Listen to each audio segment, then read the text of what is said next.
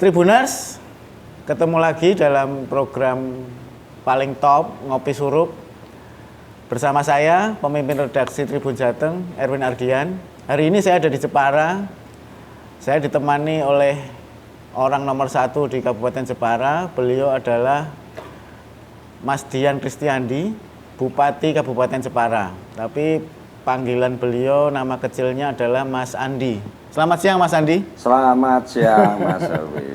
Hari ini kita akan ngobrol-ngobrol santai, baik profil beliau juga perkembangan Kabupaten Jepara, banyak hal yang nanti bisa menginspirasi kita semua dari cerita-cerita Mas Andi. Mas Andi ini PLT ya? PLT tapi sudah dilantik awalnya PLT 2019 ya. Oke. 2019 menjadi orang nomor 1 di Jepara. Ini awal mulanya gimana sih Mas Andi? Sebelumnya backgroundnya apa? Ketua Dewan ya? Ya kalau Ketua Dewan itu kan tahapan jalan yang sempat terlalui. Iya. Jadi kalau berbicara basic di partai politik, memang satu-satunya partai politik yang membawa saya di dalam dunia politik ini adalah PDI Perjuangan. Oh, PDIP ya. Ya, kalau saya nggak ada pakai P. P-nya itu harus jelas. Perjuangan. Perjuangan, iya. Kenal di partai waktu itu sebelum menjadi PDI Perjuangan di tahun 98 itu namanya masih PDI ya. PDI awalnya. Kemudian reformasi PDI Perjuangan di tahun 1999. Nah, kita masuk dalam jajaran kepengurusan partai yang sampai hari ini saya masih ada di dalam struktur kepengurusan Dewan Pimpinan Cabang. Kalau itu berbicara partai, karena tadi ditanya basic dari proses perjalanan karir politiknya, saya ceritakan seperti itu. Kemudian dipercaya oleh warga masyarakat khususnya di Dapil 2, karena ini berbicara daerah pemilihan, tahun 2004 menjadi anggota DPRD Kabupaten Jepara. Mulai 2004? 2004. Waktu itu kalau ditanya posisi, kebetulan saya di Wakil Ketua Komisi A. 2004-2009. Pemilu kemudian di tahun 2009, alhamdulillah masih dipercaya lagi oleh warga masyarakat, khususnya Dapil 2 untuk sekali lagi itu, sampai 2014. Kebetulan dipercaya di Ketua Komisi A. Ketua Komisi A di DPRD Kabupaten Jepara. Pemilu di tahun 2014, alhamdulillah PDI Perjuangan juga kembali memenangi pemilu karena di 2009 sudah pemenang. Iya. Itu karena saya waktu itu menjadi ketua DPC partai dan dipercaya oleh ketua umum untuk menjabat ketua DPRD. Mulai 2014. Oh iya. 2014 ini berjalan 2,5 tahun, kemudian menjelang pemilu kada, pemilihan kepala daerah di tahun 2017 waktu itu. Nah pada saat itulah partai kembali memberikan kepercayaan, direkomendasikanlah saya untuk ikut proses pencalonan dalam posisi wakil bupati. Wakil ya, bersama Pak Wakil Bupati bersama Pak Marsuki. Nah, hanya proses perjalanan kemudian hampir 1,5 tahun berjalan dari 2017 sampai pertengahan tahun 2018 ini Pak Bupati tidak bisa melanjutkan perjalanannya, sehingga waktu itu ditunjuklah menjadi seorang pelaksana tugas PLT Bupati Jepara sampai berakhir di tahun 2020 bulan Juni. Oh baru ya, Juli kemarin? Bulan Juni. Bulan Juni kemarin ditetapkanlah menjadi Bupati definitif. Gitu. Iya. Terus sampai sekarang, artinya Juni, Juli, Agustus, September, Oktober, November. masih 5 bulan. Masih 5 bulan ya Mas ya. Nah, baru Iya, 5 bulan Iya, berjalan. iya. Nah itu tahapan kenapa, dari mana, kapan, gitu, saya sampaikan semuanya. Kalau perjalanan karir politiknya adalah dari 2004 2004 ya. sampai hari ini. Ya lumayan panjang ya Mas ya. Kalau 2004, Kira-kira 2020 16 tahun ya, 16 tahun. kira-kira. Itu backgroundnya dulu apa Mas? Karena kan nggak mungkin cuma politik aja, misalnya apa usaha atau dari birokrat. Kebetulan kalau ditanya background, ya namanya orang Jepara itu mesti kenal mebel ya. No, tukang Kenal kayu. mebel, tukang kayu. saya juga. Tukang kayu, tukang bersih-bersih. Oh iya. Itu. Nah, sempat mebel, tapi karena krisis yang dialami oleh Indonesia waktu itu tahun 96, 97 ya? Oh 2000-an? enggak, 98 waktu itu dimulai, sehingga di tahun 2002 ini mulai praktis tidak bergerak di bidang itu, kemudian menggeluti sebagai kader partai yang hampir-hampir mau tidak mau harus membagi kita ini, satu bagian tubuh kita adalah menjadi bagian dari partai, satu bagian tubuh kita kalau seandainya itu dibedah menjadi bagian keluarga dengan pergerakan ekonomi yang mampu dilakukan. Nah, kalau berbicara itu, dulu ini siapa sih sebenarnya begitu? Ya warga masyarakat biasa yang sering bergaul dengan masyarakat lainnya. Saya kira itu. Iya. Ya cukup panjang juga ya apa pengalamannya. Kalau dari 98 waktu itu kan reformasi ya, gabung dengan PDIP ya. Sempat ikut demo-demo nggak waktu itu? Ya kita kalau namanya demo itu kan sebuah penyampaian aspirasi ya sebenarnya. Ya kita menyampaikan aspirasi, tapi alhamdulillah kalau di Jepara waktu itu nggak ada kejadian yang terlalu ini kok. Masih adem-adem aja ya. Waktu itu kan Jakarta yang ramai ya. Mas ya? Ya dari berbagai macam pihak itu kan menyampaikan bahwasanya yang harus ada satu pembaharuan lah, gitu kan. Melakukan reformasi kan begitu. Dari sesuatu yang mungkin di saat itu kurang baik atau tidak baik, harus ada perubahan dan seterusnya. Gitu. Ya kita juga sempat menyampaikan aspirasi-aspirasi itu. Mungkin gini Mas, dulu kan awal-awal masuk politik itu pernah nggak kepikir suatu saat nanti bakal jadi bupati gitu. Atau memang sudah cita-cita saya pengen politik, pengen jadi bupati gitu loh. Sederhana sekali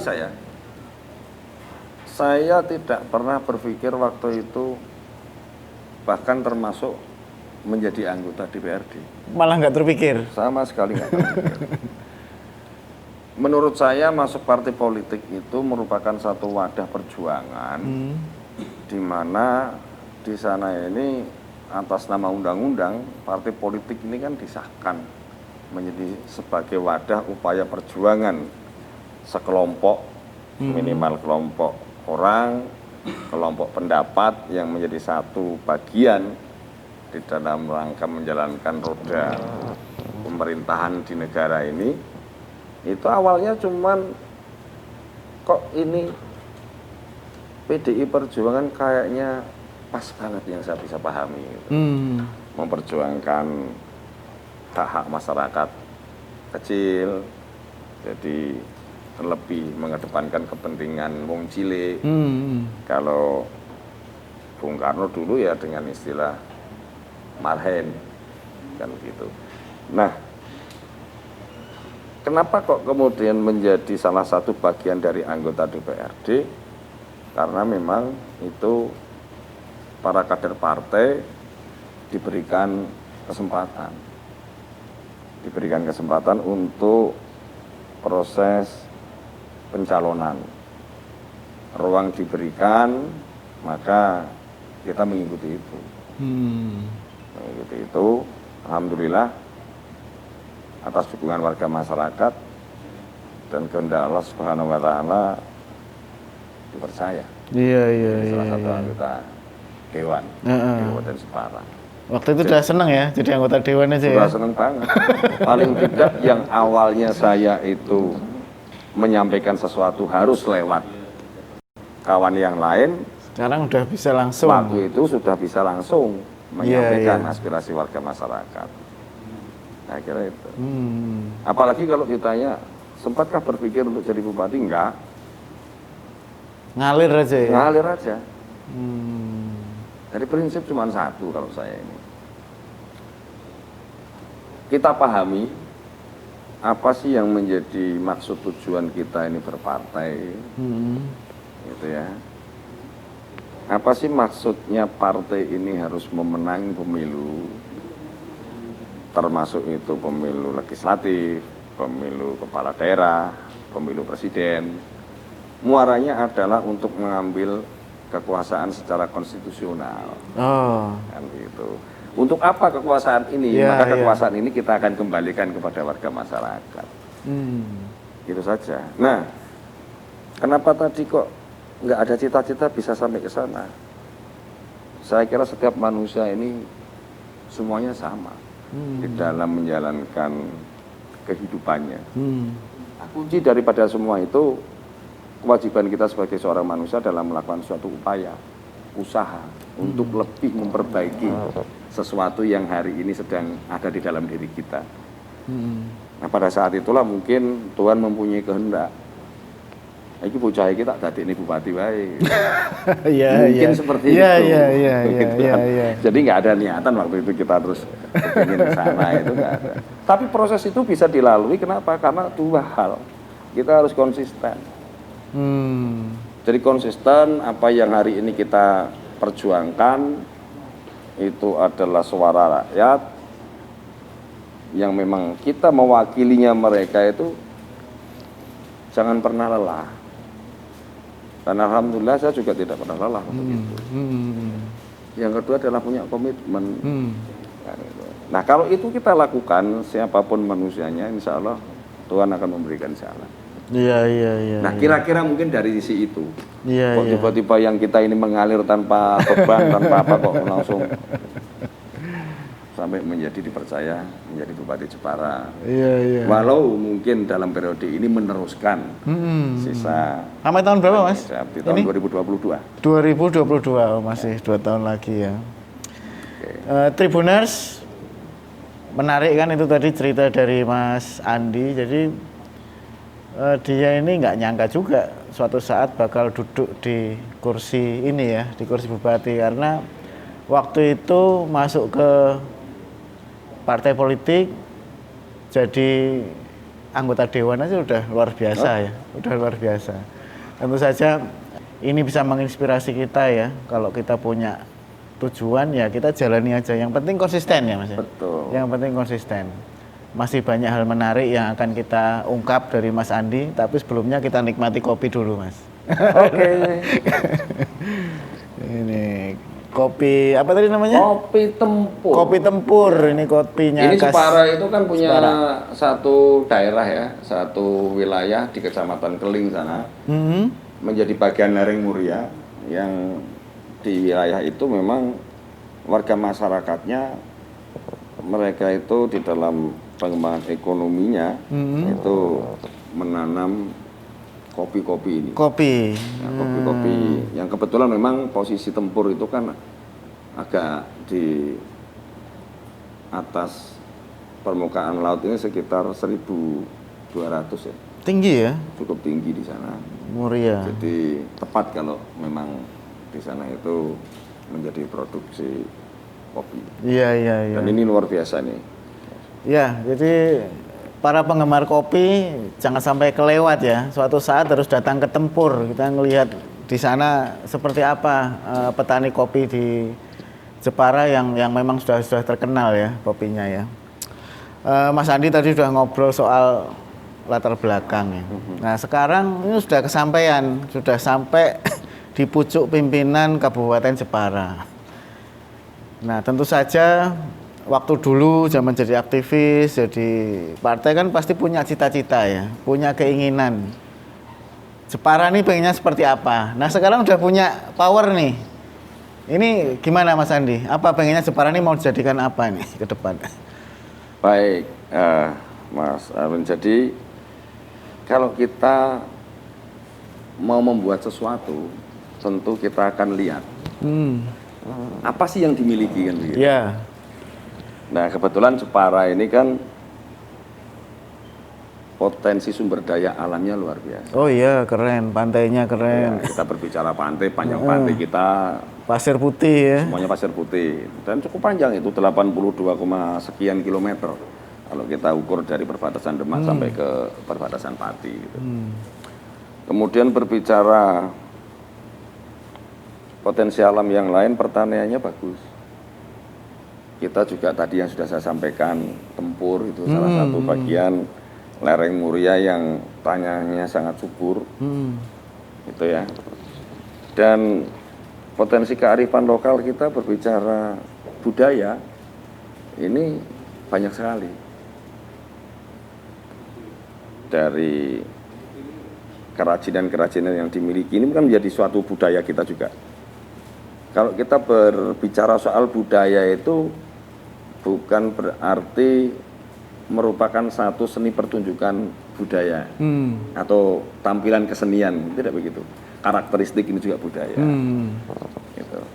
Jadi etos kerja yang dimiliki oleh warga masyarakat Jepara itu juga budaya. Nah, dari sisi ini saya melihat semangat yang sangat luar biasa warga masyarakat Jepara ini untuk bagaimana kemudian mensejahterakan diri dan keluarganya.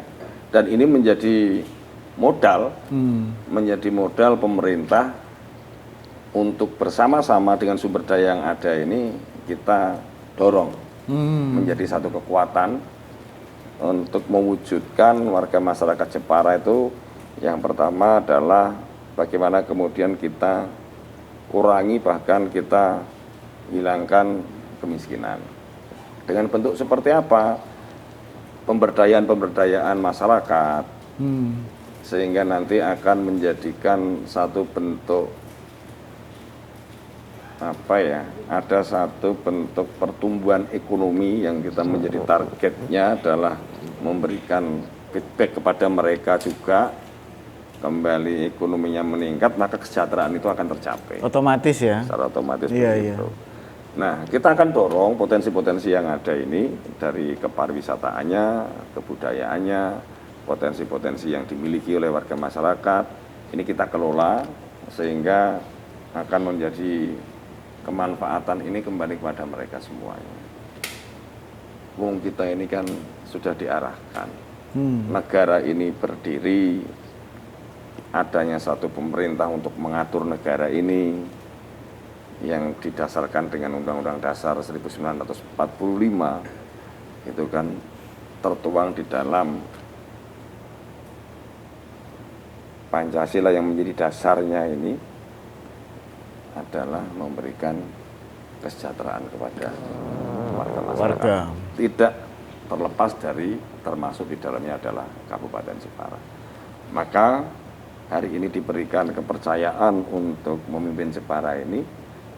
Kita akan selalu ajak seluruh stakeholder yang ada dari sumber daya ini kita satukan dan kita akan jalankan.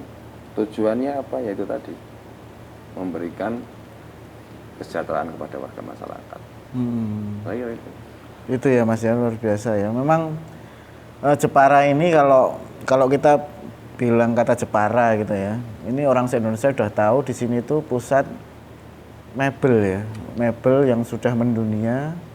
Selain itu wisata. Kalau wisata kita tahu juga ada Karimun. ya.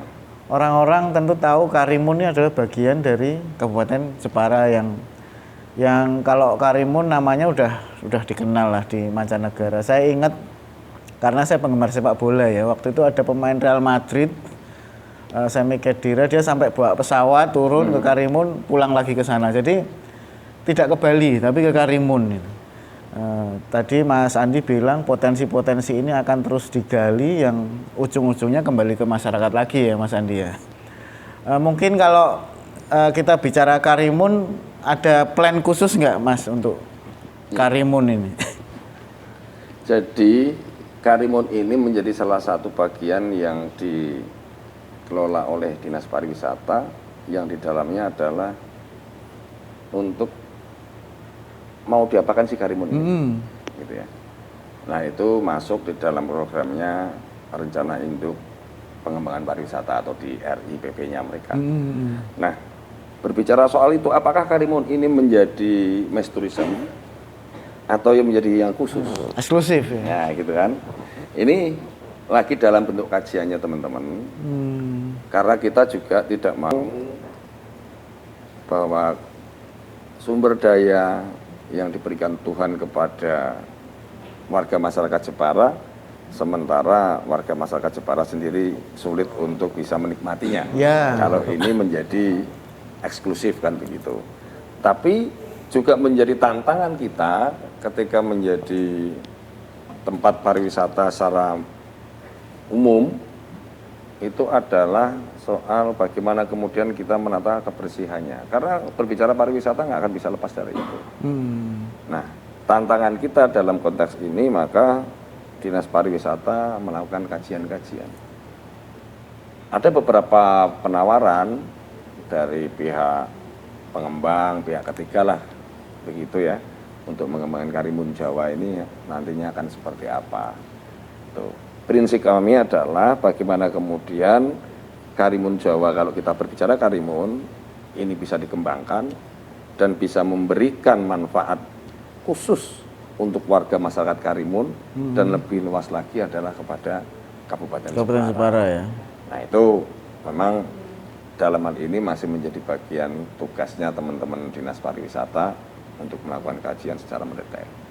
Tapi yang pasti sumber daya yang ada, sumber daya alam khususnya yang ada di Karimun ini kita akan dorong, kita akan gerakkan menjadi bagian penyangga ekonomi yang akan memberikan manfaat kepada Kabupaten Jepara. Iya. Ya, menarik sekali ya, Tribuners. Mas Andi sudah banyak ngobrol soal potensi Jepara. Kopinya kayaknya masih menggoda ini, masih menggoda ini. Kita coba dulu. Kopi tempur nih, kopi tempur.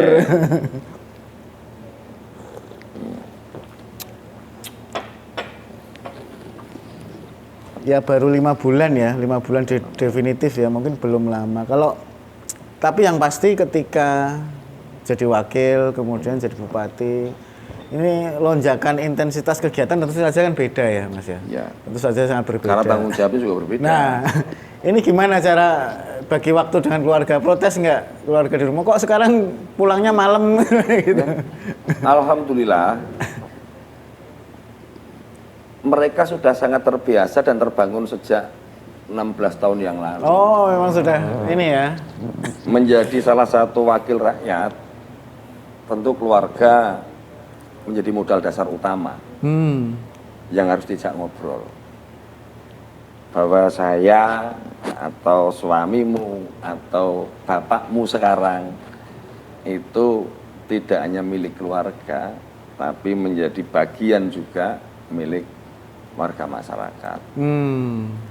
Di mana kalau bagian ini mereka juga punya hak untuk melakukan satu komunikasi secara sosial, maka paling tidak itu akan membuat waktu di dalam keluarga berkurang. Nah, mereka sudah terbiasa dari nggak protes lagi ya? Nggak akan protes lagi, apalagi sekarang kalau berbicara itu kebetulan juga ibunya anak-anak ini menjadi salah satu anggota DPRD. Jadi ya sudah sangat tahu persis untuk bagaimana membagi waktu yang menjadi tanggung jawabnya sebagai seorang yang ada di dalam bagian pemerintahan kabupaten dan sisi lain menjadi sebuah keluarga. Dan anak-anak ini yang paling utama saya kira. Nah, mereka sangat mengerti. Dan alhamdulillah ini juga menjadi bagian mengedukasi mereka. Menunjukkan bahwa keberadaan kita sebagai anak bangsa ini ya memang harus memberikan dan berkontribusi terhadap negara. Ya kalau berbicara negara terlalu luas ya paling tidak berbicara itu untuk daerah. Jepara lah ya. Jepara. Iya. Ya itu saja. Oh, jadi memang keluarga udah terbiasa karena terbiasa. udah 16 tahun ya menjalani ritme kehidupan seperti itu. Ada waktu-waktu khusus yang penting ya untuk keluarga mungkin. Ya pasti ya soal itu. Kapan waktu kita atur pas bisa bareng kemana atau wisata nggak usah jauh-jauh kok. Apalagi kalau kita ngomong soal potensi di Jepara ini kan wisatanya luar biasa. Pantainya aja 80 kilo. Kalau misalnya sekarang sudah pernah di Teluk Awur, maka akan ke utara lagi dikit di Pantai Kartini, ke utara lagi dikit nanti akan di Bandengan, ke utara lagi dikit nanti akan di Blebak, ke utara lagi nanti ada Puranca, dan seterusnya bundu sampai ke Beteng Portugis. Nah itu kalau misalnya seminggu udah berapa minggu itu kan? Itu kalau berbicara minggu, tapi kalau berbicara bulan, udah nggak usah kemana-mana. Jadi waktu-waktu ini kita bisa sempatkan. Jadi kalau kita ngomong soal tanggung jawab di pemerintahan, ya, sembari ada waktu sebentar kita ngobrol. Oh, lagi mana dek kosong waktu? Ayo kita bareng ke sono. Tribuners, Mas Andi ini apal banget soal pantai karena hobinya mancing ya Mas ya. Nanti kapan-kapan kita mancing bareng lah dengan Mas Andi. Kita lihat potensi perikanan di Jepara ini seperti apa gitu, ikan apa yang paling banyak di sini, nanti kapan-kapan kita mancing sama Mas Andi. Ada pesan-pesan nggak untuk Tribuners nih sebelum kita akhiri closing? Ini menjadi bagiannya Tribun Jateng ya. Ya tentu ucapan yang pertama selamat ya. Selamat bisa menjadi semakin berkembang, bisa menjadi salah satu media suara rakyat, karena ini menjadi bagian penyeimbang tentunya. Nah, saya hanya tidak banyak pesan sih, mempunyai kesan kerjasama yang sangat baik ini, komunikasi yang sangat baik dari kawan-kawan Tribun Jateng ini, itu terus dikembangkan saja.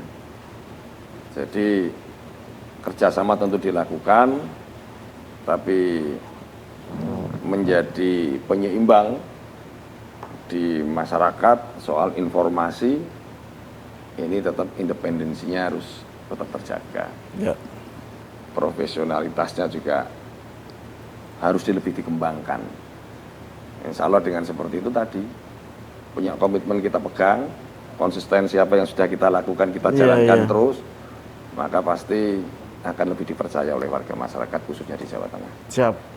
Tribuners, sudah banyak cerita tadi dari Mas Andi, tapi kita tahu Mas Andi ini baru beberapa bulan saja ya. Kalau PLT sudah memang sudah 2019, tapi definitif mulai Juni. Program-program apa Mas Andi yang menjadi unggulan nih di Kabupaten Jepara ke depan? Kan masih panjang nih nanti. Baik, kalau berbicara program tentu tahun ini tinggal melanjutkan kan. Dan program semuanya ini ya sebenarnya memang sudah tertuang di dalam rencana pembangunan jangka menengah daerah di RPJMD kita, yang menjadi program utama sebenarnya kalau berbicara pengembangan ekonomi ini ya nanti di sektor pariwisata. Kenapa sektor pariwisata? Karena tadi kita melihat sumber daya yang cukup. Dan berbicara pariwisata ini tidak hanya berbicara soal seni dan budaya, tapi akan menggandeng semuanya. Berbicara pariwisata tentu akan mengembangkan infrastrukturnya. Itu akan melibatkan banyak pihak. Berbicara pariwisata juga tidak bisa terlepas dari bagaimana kemudian warga masyarakat diberdayakan terkait dengan sektor-sektor ekonominya, di UMKM-nya, pertaniannya. Orang itu kan mungkin belum banyak melihat bahwa sebenarnya sektor pertanian ini pun juga bisa dikembangkan. Di agro misalnya, di mainan anak-anak saja itu juga sesuatu yang baru bagi generasi sekarang yang belum sempat, bahkan anak-anak kota itu kan melihat sawah saja kan menjadi aneh. Iya. Nah, dari keanehan ini mungkin untuk melakukan satu bentuk edukasi, maka ini salah satu gitu ya, salah satu yang bisa kita akan lakukan penggarapan di sana. Nah, sektor pariwisata ini kalau berbicara industri di Jepara, banyak kok juga di sini itu industri-industri kerajinan, industri mebel, industri kerajinan moner, termasuk di dalamnya adalah tenun ikat troso, batik. Kita juga punya sentra-sentra itu. Itu juga menjadi satu bagian yang bisa kita kembangkan menjadi salah satu destinasi. Nah, bagaimana kemudian ini destinasi menjadi menarik kalau ada sesuatu di situ. Nah, sesuatu ini apa? Maka itu akan bergerak pengembangan ekonominya. Mereka kita lakukan pembinaan dengan kelompok-kelompok usaha, ya begitu. Maka kuncinya satu, semua OPD yang ada di kami ini harus menjadi satu bagian yang tidak terpisahkan. Tidak lagi mereka bergerak secara parsial. Saya bertanggung jawab untuk misalnya bagian industri dan perdagangan, dia hanya bergerak itu, nggak berkait dengan lain, nggak bisa. Gitu. Pariwisata dia hanya bergerak dari sektor mungkin keseniannya, ya nggak bisa. Maka harus menjadi satu bagian, satu kelompok untuk mengambil peran dari sisi masing-masing. Nah, inilah memang kenapa pariwisata ya tadi, karena pariwisata ini yang lebih kita juga mengikuti tren hari ini. Gitu ya. Pak Jokowi juga mencanangkan kan kita ini harus menjadi salah satu negara tujuan pariwisata dengan programnya mendatangkan 20 juta wisatawan ini. Nah, Jepara harus mengambil bagian daripada itu. Ya, baik Tribuners, itu tadi perbincangan santai kita dengan Mas Andi, Bupati Kabupaten Jepara. Beliau masih bertugas sampai 2022. Nanti kita lihat Jepara perkembangannya seperti apa. Program ke depan beliau menitik beratkan ke pariwisata sesuai dengan potensi Jepara yang luar biasa di sektor ini memang. Selain juga ada industri di sana. Mas Andi, kita di Kopi Surup ini ada sesuatu yang unik. Kita main tebak-tebakan. Namanya quick question. Oh, Bowi. Nah, jadi saya nanti sebut 2 kata. Mas Andi pilih salah satu, cepat. Pilih yang mana? Ya, nanti Tribuners akan tahu ini seleranya Bupati Jepara ini seperti apa nih. Nah, berani Mas Andi? Boleh. Oke, kalau berani kita segera mulai ya. Yang pertama, tradisional atau modern? Tradisional. Pebisnis atau politisi? Politisi. Partai atau rakyat? Boleh dua-duanya? Ya, nggak boleh. Rakyat. Pendidikan atau kesehatan? Pendidikan. Wisata alam atau buatan? Alam. Pantai atau gunung? Pantai. Nah, ini. Bongko mento atau horok-horok? Horok-horok. Nasionalis atau religius? Nasionalis. Masak atau dimasakin? Masak. Pekerja atau investor? Pekerja. Trail atau mancing? Wah, ngeli. Ayo, mancing. Baik, terima kasih Mas Andi. Tribuners. Pasang-pasang ya. Tribuners, demikian tadi Ngopi Surup kali ini. Kita ngobrol santai soal Jepara dengan orang nomor 1 di Jepara. Ikuti terus Ngopi Surup bersama narasumber-narasumber yang kompeten. Semoga obrolan kita hari ini bisa memberi inspirasi pada kita semua. Ingat pesan Mas Andi tadi, nomor 1 adalah konsisten dan kerja keras ya Mas Andi. Konsisten dan kerja keras. Terima kasih Mas Andi. Sama-sama. Jangan kapok, nanti kapan-kapan saya kesini lagi. Saya main lagi, kapan-kapan mancing bareng. Oke. Terima kasih Mas, kita akhiri dengan menghabiskan kopi tempur.